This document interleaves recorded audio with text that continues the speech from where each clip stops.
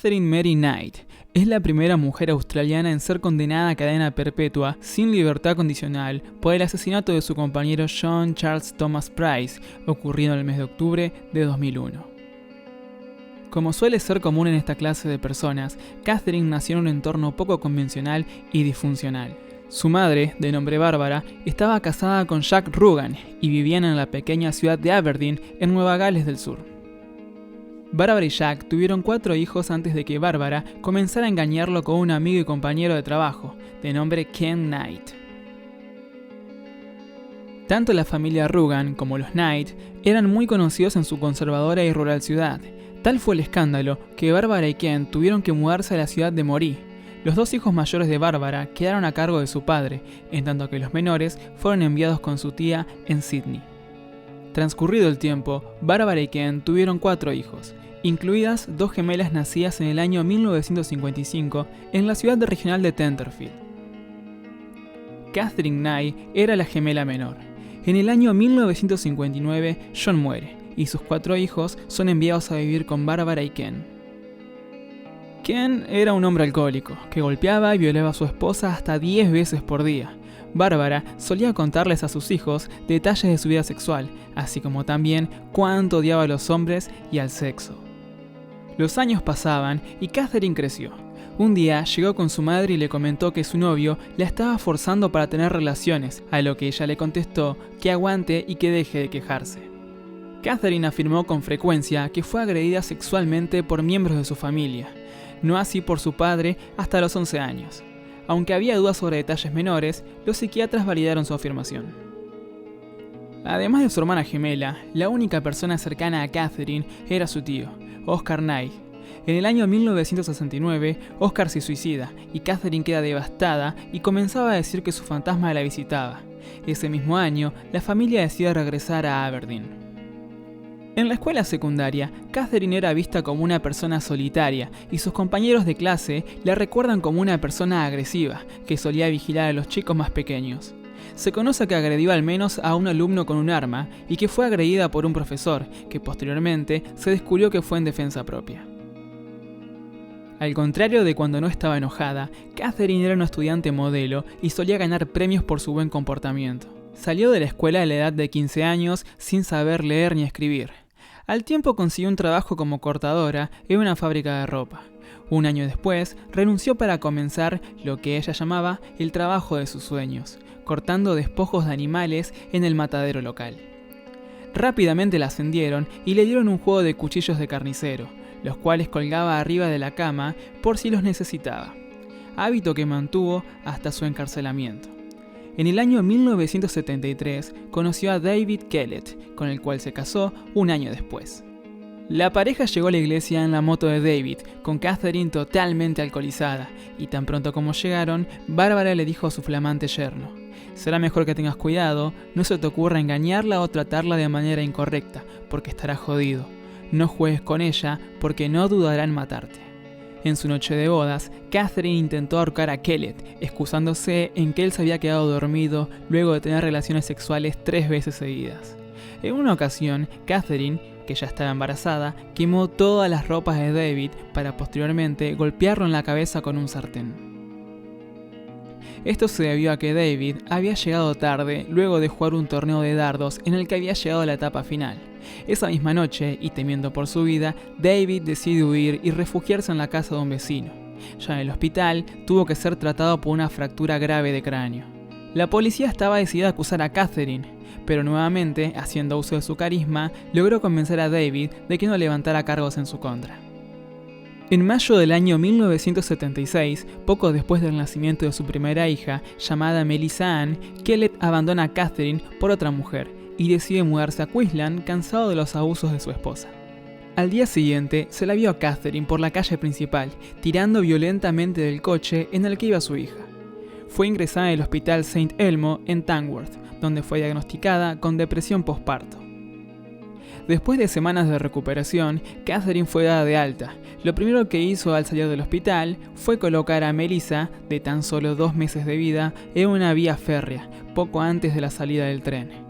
Luego de esto, robó un hacha, se dirigió al pueblo y comenzó a amenazar con matar a varias personas. Un hombre conocido en el pueblo como Old Ted encontró a Melissa mientras buscaba comida cerca de las vías, tan solo minutos antes de que saliera el tren. Catherine fue arrestada y llevada nuevamente al hospital St. Elmo, recibiendo el alta tan solo el día siguiente. Las locuras de Catherine no terminaron allí. Tan solo unos días después, Nike le cortó el rostro a una mujer y la obligó a que la llevara a Queensland para encontrar a Kellett. La mujer logró escapar luego de que pararan en una estación de servicio, pero para cuando la policía llegó, Catherine ya tenía de rehén a un niño. La policía logró desarmarla y fue llevada al hospital psiquiátrico Morisset. Catherine Knight fue puesta en libertad el 9 de agosto de 1976 al cuidado de su suegra, y junto a Kellett decidieron mudarse a Woodridge, un suburbio de Brisbane, en donde consiguió trabajo en una fábrica de carne. El 6 de mayo de 1980 tuvo su segunda hija, llamada Natasha Marie. En 1984, Catherine dejó a David y se mudó, volviendo nuevamente a su trabajo anterior. Pero una lesión en la espalda la dejó incapacitada para seguir ejerciendo el puesto, recibiendo una pensión por discapacidad. Debido a esto, ya no necesitaba buscar un alquiler cerca de su trabajo, ya que el gobierno le dio una vivienda en Aberdeen. Catherine Knight tuvo otras relaciones. Se casó con David Sanders, de 38 años, en 1986. En mayo del 87, degolló a su perro dingo de 2 meses frente a él, sin más razón que demostrarle lo que le pasaría si la llegaba a engañar. Posteriormente, procedió a golpearlo con una sartén, dejándolo inconsciente.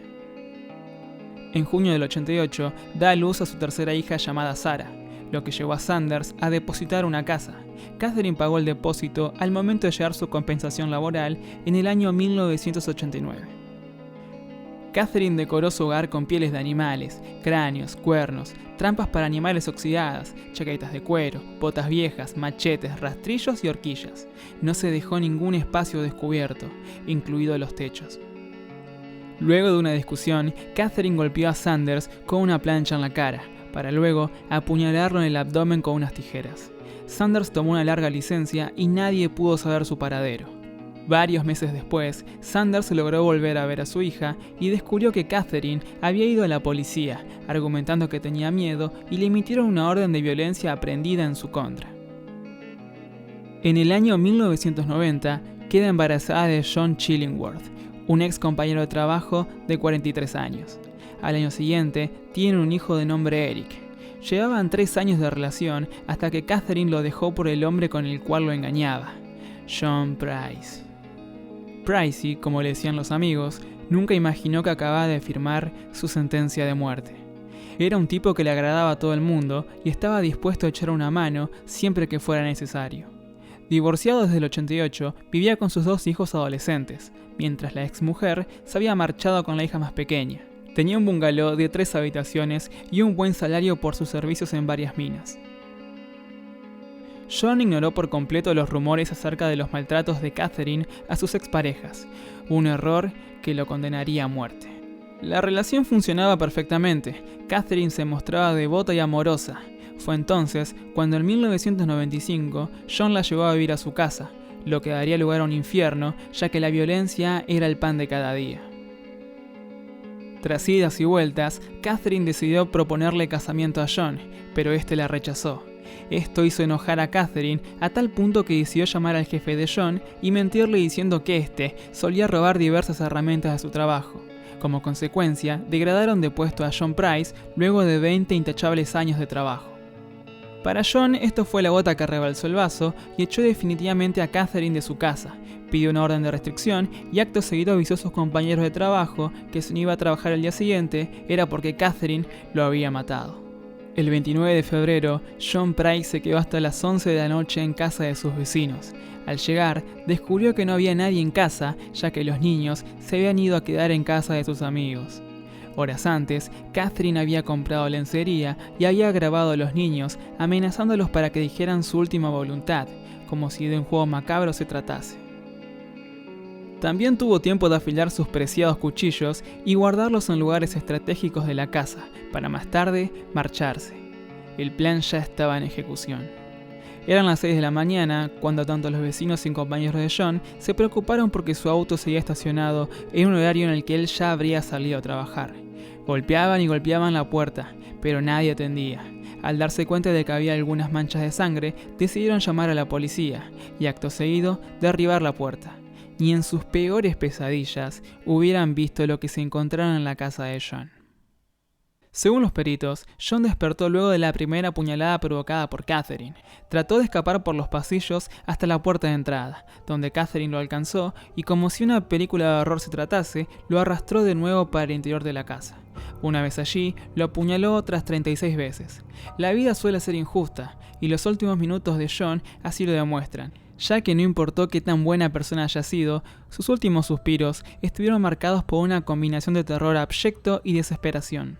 Pero la cosa no terminó ahí, ya que Catherine se dispuso a hacer lo que mejor sabía.